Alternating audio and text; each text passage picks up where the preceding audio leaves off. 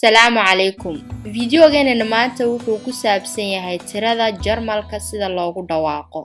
0 eber 1 kow 2 labo 3 saddex 4 afar 5 shan 6 lix 7 toddoba 8 sideed 9 sagaal 10 toban 11 koob iyo toban 12 labiyo toban 13 saddex iyo toban 14 afar iyo toban 15 shan iyo toban 16 lix iyo toban 17 toddoba iyo toban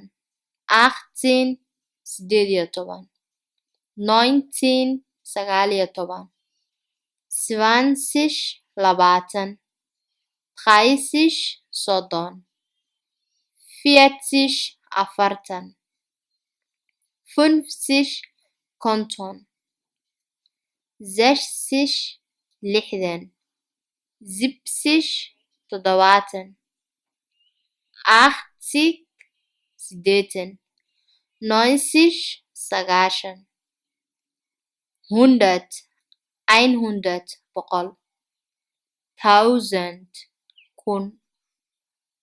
Tiradan arkayna hadda 10 ilaa 20 way isku soo noqnoqonayaan ilaa saddexdan tiro mooye 11 12 17 inta kale waxay noqonaysaa 13 saddex toban 14 afar toban saasay iskugu soo noqnoqonaysaa.